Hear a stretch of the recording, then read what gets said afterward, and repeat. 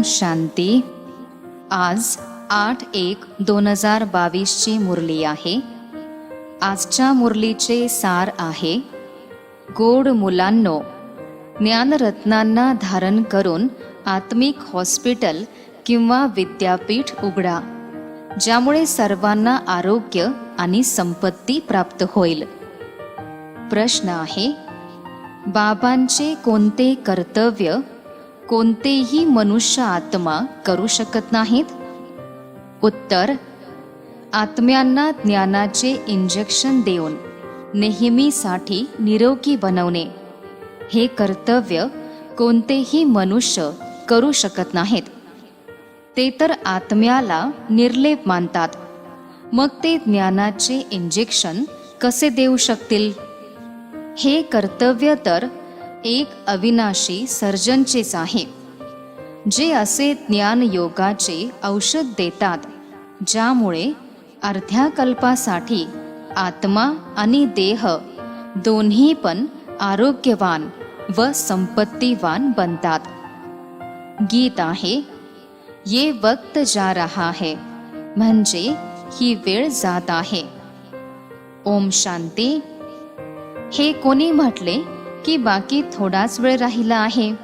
बराच वेळ गेला, थोडाच वेळ राहिला आहे. आता ह्या जुन्या दुनियेमध्ये तुम्ही बसले आहात. इथे तर अति दुःख आहे. सुखाचे नावरूप सुद्धा नाही. सुख तर सुखधाम मध्ये आहे. कलियुगाला दुःखधाम म्हणतात. आता बाबा म्हणतात, जेव्हा मी तुम्हाला सुखधाम मध्ये घेऊन जाण्यासाठी आलो आहे, तर मग तुम्ही इथे का थांबले आहात? दुःखामध्ये मन लागले आहे का? दुःखधामच्या प्राप्तीमध्ये किंवा ह्या जुन्या देहामध्ये मन का लावले आहे? मी तुम्हाला सुखधाम मध्ये घेऊन जाण्यासाठी आलो आहे. संन्यासी म्हणतात, दुनियेचे सुख तर कागविष्टीसारखे आहे, म्हणून त्याचा ते संन्यास करतात. तुम्हा मुलांना आता सुखधामचा साक्षात्कार झाला आहे. हे शिक्षण सुखधामसाठी आहे आणि ह्या शिक्षणामध्ये काहीच मेहनत नाही. फक्त बाबांची आठवण करायची आहे. ह्या आठवणीद्वारेच तुम्ही निरोगी बनणार. तुमची काया कल्पवृक्ष सारखी मोठी होणार, म्हणजे आयुष्य वाढणार. हे जे मनुष्य सृष्टीचे झाड आहे, त्याचे आयुष्य 5000 वर्ष आहे. त्यामध्ये अर्धा कल्प दुःख आहे. दुःख तर अर्धा कल्प तुम्ही पाहिलेच आहे. बाबा म्हणतात, पवित्र दुनियेमध्ये जायचे असेल तर पवित्र बना. श्रीमत म्हणते, कामरूपी विषाची देवाणघेवाण सोडा, ज्ञान योगाची धारणा करा. जेवढे ज्ञानरत्न धारण करणार तेवढे निरोगी बनणार. बाबांनी समजावले आहे, हे आत्मिक हॉस्पिटल पण आहे आणि विद्यापीठ सुद्धा आहे.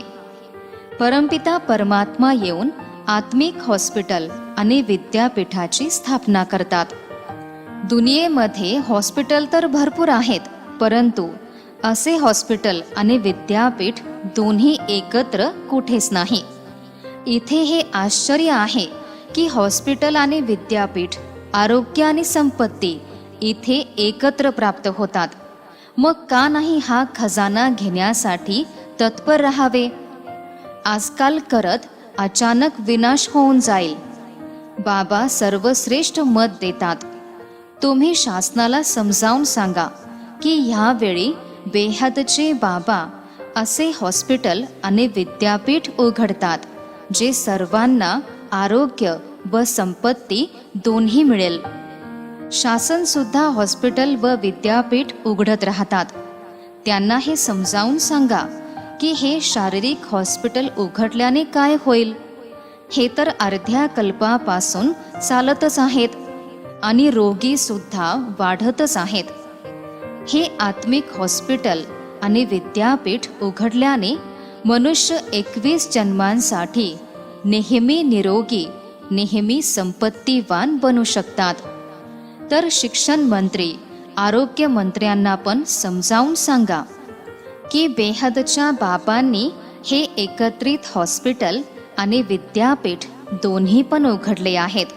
अशा प्रकारे हॉस्पिटल आणि युनिव्हर्सिटी एकत्रित उघडा तर अनेक मनुष्यांचे कल्याण होईल. बाकी हे आजार, रोग इत्यादी तर जेव्हापासून रावण राज्य सुरू झाले आहे तेव्हापासून ते सुरू झाले आहे. आधी वैद्य लोक औषध देत होते, आता तर इंग्रजी औषधं खूप निघाले आहेत. हे तर अविनाशी सर्जन आहेत, जे अविनाशी औषध देतात. तेव्हाच तर गायन आहे की ज्ञान अंजन सद्गुरूंनी दिले. ज्ञानाचे इंजेक्शन आत्मिक बाबाच आत्म्यांना देतात. दुसरे कोणी आत्म्यांना इंजेक्शन देणारे नाहीत. ते तर म्हणतात आत्मा निर्लेप आहे. तर तुम्ही त्यांना समजावून सांगा की हे हॉस्पिटल आणि विद्यापीठ उघडण्यासाठी लाखो रुपया खर्च होतो. इथे तर खर्चाची अशी कोणती गोष्टच नाही. 3 पाऊल जमीन पाहिजे बस. जे कोणी येतील त्यांना हे समजावून सांगता येईल. बाबांची आठवण करा तर निरोगी बनणार आणि सृष्टीचक्राला जाणल्याने चक्रवर्ती राजा बनणार. जे धनवान असतील तर मोठा दवाखाना व विद्यापीठ उघडतील. गरीब छोटेच उघडतील. शासन अनेक असे उघडत राहतात. मंडप इत्यादी टाकून पण शिकवतात व 2-3 वेळा पण ठेवतात, कारण जागा नाही व पैसे पण नाहीत. यामध्ये तर कोणत्याही खर्चाची गोष्ट नाही. कोणतीही जागा मिळाली तरी काहीच हरकत नाही. यामध्ये काही मशिनरी इत्यादी ठेवायच्या तर नाहीतच. गोष्टी खूप सहज आहेत. पुरुष सुद्धा दवाखाना आणि विद्यापीठ उघडू शकतात, तर माता सुद्धा सुरू करू शकतात. बाबा म्हणतात तुम्हीच सुरू करा आणि तुम्हीच सांभाळा. जे करतील त्यांना प्राप्ती होईल, अनेकांचे कल्याण होईल. बेहदचे बाबा श्रेष्ठ बनण्यासाठी श्रीमत देतात. अनेक जण आहेत जे ऐकतात परंतु करत काहीच नाही, कारण त्यांच्या भाग्यातच नाही. इथे आरोग्य आणि संपत्ती मिळते. बाबा वैकुंठाची बादशाही देण्यासाठी आले आहेत. हिरे मोत्यांचे महल मिळतील. भारतामध्येच लक्ष्मीनारायणाचे राज्य होते, तर जरूर त्यांना बाबांनीच वारसा दिला असेल ना. आता तर कलियुगामध्ये अति दुःख आहे. मग सतयुगाची स्थापना मलाच करावी लागते. मनुष्य कोणीही दवाखाना इत्यादी उघडतात तर त्याचे उद्घाटन करतात. बाबा म्हणतात मी स्वर्गाचे उद्घाटन करतो. आता तुम्ही श्रीमतावर स्वर्गासाठी लायक बना. प्रत्येक कल्प तुम्हीच लायक बनता. ही काही नवीन गोष्ट नाही. तसे पाहिले जाते की गरीब बरेच येतात. बाबा पण म्हणतात मी गरीब निवास आहे. सावकारांजवळ तर खूप धन आहे, म्हणून ते समजतात की आता आम्ही स्वर्गामध्येच बसलो आहोत. भारत गरीब आहे. त्यामध्ये जे जास्त गरीब आहेत त्यांनाच बाबा ज्ञान देतात. सावकार तर अज्ञान निद्रेमध्ये झोपलेले आहेत. बाबा खूप ज्ञान आणि योग शिकवतात. 3रा नेत्र पण बाबाच देतात, ज्यामुळे तुम्ही संपूर्ण चक्राला जाणले आहे. बाकी सर्व अज्ञान निद्रेमध्ये झोपले आहेत. बेहद विश्व नाटकाच्या आदिमध्य अंताची कोणालाच माहिती नाही. पतित पावन पित्याची पण कोणालाच माहिती नाही.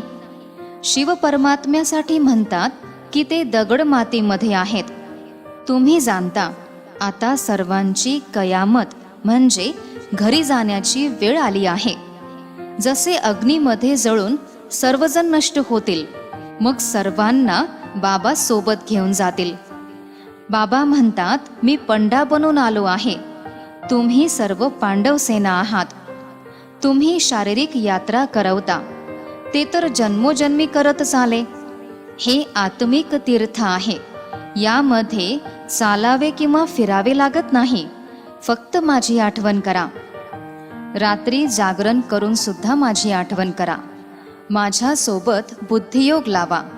निद्रेला जिंकणारे बना, तर तुम्ही कर्मातीत अवस्थेच्या जवळ जाणार. ते कुखवंशावली ब्राह्मण आहेत. तुम्ही ब्रह्मा मुखवंशावली ब्राह्मण आहात. तुम्ही आत्मिक यात्रेमध्ये तत्पर आहात. आता तुम्हाला पवित्र राहायचे आहे. ते ब्राह्मण लोक स्वतः अपवित्र आहेत, तर दुसऱ्यांना पवित्र बनवू शकत नाहीत. तुम्हाला तर पवित्रच राहायचे आहे. रुद्रज्ञान यज्ञामध्ये ब्राह्मणच राहतात. ते ब्राह्मण लोक जरी मंदिरामध्ये राहतात, नाव ब्राह्मण आहे, देवीच्या मूर्तीला हात पण लावू शकतात आणि त्यांना स्नान पण करवतात, परंतु ते पतित आहेत. बाकी जे मनुष्य मंदिरामध्ये जातात ते जर नावाचे ब्राह्मण नाहीत तर मूर्तीला हात पण लावू शकत नाहीत. ब्राह्मणांचा खूप मान आहे, परंतु ते पतित विकारीच आहेत. कोणी ब्रह्मचारी पण असतात. बाबा येऊन समजावतात, खरे ब्राह्मण तर तेच आहेत जे 21 कुळाचा उद्धार करतील.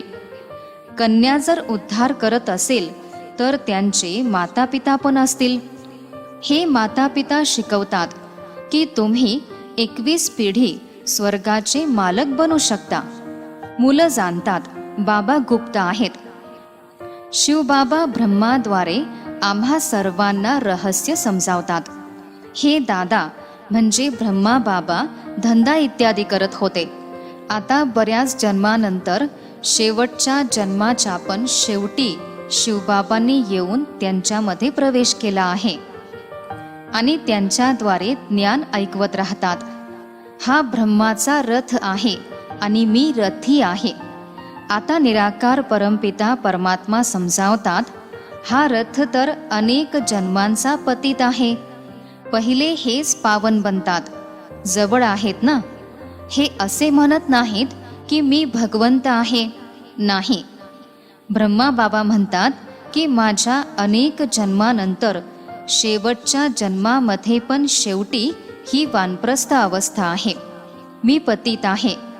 बाबांनी ब्रह्मामध्ये प्रवेश केला आहे. आता बाबा म्हणतात, तुम्ही तुमच्या जन्मांना जाणत नाही, मी तुम्हाला सांगतो. बुद्धीमध्ये हे येते की पतित पावन परमपिता परमात्मा आहेत. तेच पिता आहेत, शिक्षक आहेत आणि गुरु पण आहेत. बेहदच्या अविनाशी नाटकाचे रहस्य समजावतात. तुम्ही जाणता बाबा वापस घेऊन जाण्यासाठी आले आहेत, तर प्रत्येकाला आपापल्या अभिनयाची पुनरावृत्ती करायचीच आहे. प्रत्येकाची आत्मा अविनाशी कलाकार आहे. ह्या दुनियेमध्ये कधी प्रलय होत नाही. हे दुःखधाम आहे. मग शांतीधाममध्ये जाणार आणि सुखधाममध्ये येणार. हे बुद्धीमध्ये स्वदर्शन चक्र फिरवत राहा आणि पवित्र राहा, तर तुमची जीवनरूपी नौका किनाऱ्याला लागेल. तुम्ही काळावर विजय प्राप्त करता. तिथे म्हणजे स्वर्गामध्ये तुमचा कधीच अचानक मृत्यू होत नाही.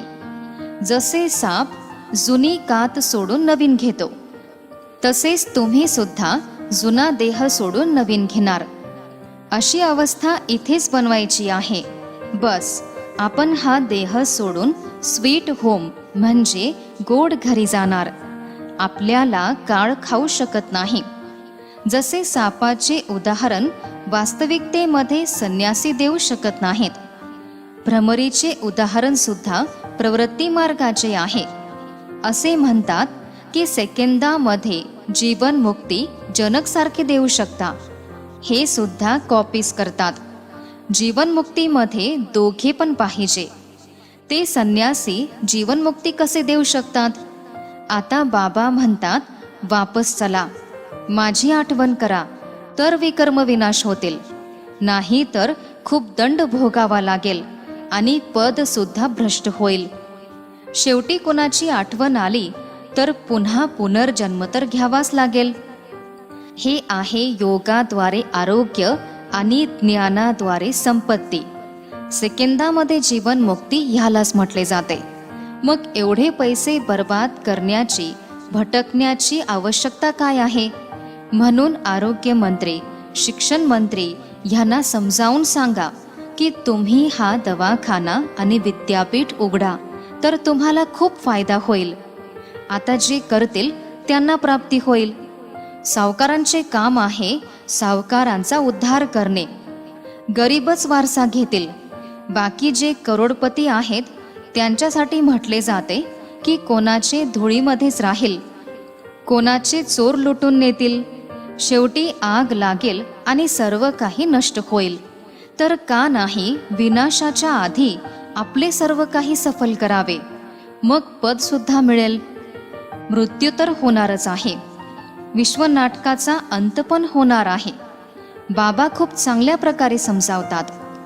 नद्या तर चक्कर लावत राहतात, म्हणजे अनेक ठिकाणी ज्ञान देत राहतात. बाकी ब्रह्मपुत्रा तर हे ब्रह्माच आहेत. मम्मा सरस्वती आहे, बाकी ज्ञान गंगा आहेत. पाण्याची गंगा पावन कशी बनवणार? तो काही मेळा नाही, हा खरा मेळा आहे.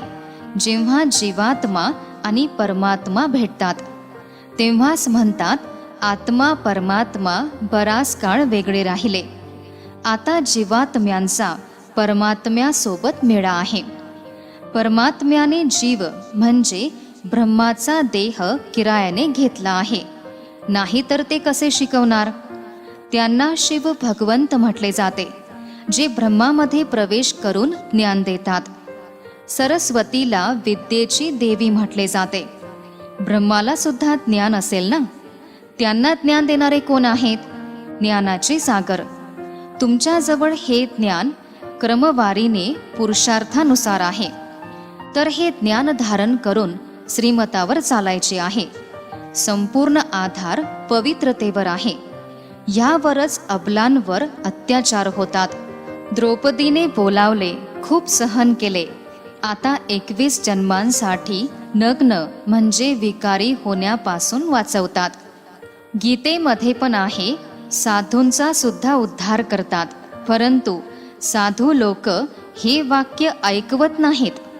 तुम्ही जाणता शेवटी ही संपूर्ण दुनिया भ्रष्टाचारी बनली आहे, म्हणून ह्या सर्वांचा विनाश होणारच आहे. ज्यांना इथे यायचे असेल ते तर येतीलच. बाबांना अनेक मुली म्हणतात, आम्ही गरिबाच्या घरी जन्म घेतला असता तर खूप चांगले झाले असते. सावकार लोक तर बाहेर निघूच देत नाहीत. बाबा, आम्ही कन्या असलो असतो तर खूप चांगले झाले असते. मातांना तर शिडी उतरावी लागते. बाबा म्हणतात, आता वारसा घ्या. मनुष्यांना मारण्यासाठी तर वेळ लागत नाही. बरीच संकट इत्यादी येत राहतात. तुम्ही फक्त स्वतःला आत्मा समजून मज पित्याची आठवण करा. 84 जन्म पूर्ण झाले. आता घरी वापस जायचे आहे का इथेच विकारांमध्ये जात राहायचे आहे? मन मना भव मध्याजी भव. रावणाच्या वारस्याला विसरून जा. रावण तर श्राप देतो. बाबा म्हणतात, माझे मूल बनले तर वारसा मिळणारच. श्रीमतावर चालणार नाही तर वारसा कसा मिळणार? बाबा म्हणतात, आत्मिक हॉस्पिटल उघडा. जागा आहे, किरायाने दिली तरी चांगलेच आहे.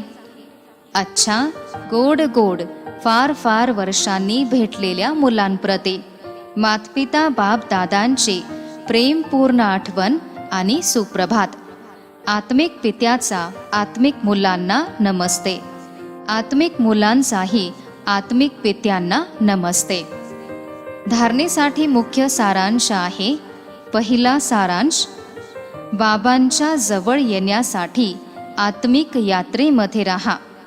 रात्री जागरण करूनही बुद्धीची यात्रा जरूर करायची आहे. दुसरा सारांश, खरे ब्राह्मण बनून 21 कुळाचा उद्धार करायचा आहे. स्वदर्शन चक्रधारी बनायचे आहे. काळावर विजय मिळवण्यासाठी ह्या जुन्या देहापासून ममत्व काढून टाकायचं आहे. आजचे वरदान आहे, आत्मीयतेद्वारे वृत्ती, दृष्टी, बोल आणि कर्मांना श्रेष्ठ बनवणारे ब्रह्मा बाप समान भव.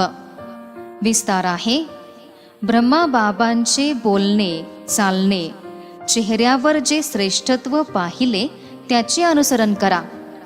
जसे ब्रह्मा बाबांनी कधीच छोट्या गोष्टींमध्ये आपली बुद्धी किंवा वेळ दिला नाही. त्यांच्या मुखातून कधीच साधारण बोल निघाले नाही. प्रत्येक बोल युक्तियुक्त म्हणजे व्यर्थ भाव पासून दूर अव्यक्त भाव आणि भावनेचे राहिले. त्यांची वृत्ती प्रत्येक आत्म्यासाठी शुभ भावना शुभ कामनेची राहिली. दृष्टीद्वारे सर्वांना फरिश्ता रूपामध्ये पाहिले. कर्माद्वारे नेहमी सुख दिले आणि सुख घेतले. असे अनुसरण करा, तेव्हाच म्हणणार ब्रह्मा बाबांसारखे बनले. आजचे बोधवाक्य आहे, मेहनतीऐवजी प्रेमाच्या झोक्यामध्ये झोके घेत राहा. हेच श्रेष्ठ भाग्यवान आत्म्याचे लक्षण आहे. ह्यानंतर प्रेमळ स्थितीचा अनुभव करा. यामध्ये आजचा पॉइंट आहे, जसे लौकिकमध्ये कोणाच्या स्नेहामध्ये मगन राहतात, तर चेहऱ्याद्वारे, नयनद्वारे, वाणीद्वारे अनुभव होतो की हे लवलीन आहेत, म्हणजे प्रेमामध्ये मगन आहेत, आशिक आहेत. तसेच तुमच्या मनामध्ये पण बाबांचा स्नेह स्पष्ट राहिला तर तुमचे बोल दुसऱ्यांना सुद्धा स्नेहामध्ये घायाळ करू शकतील. ओम शांती.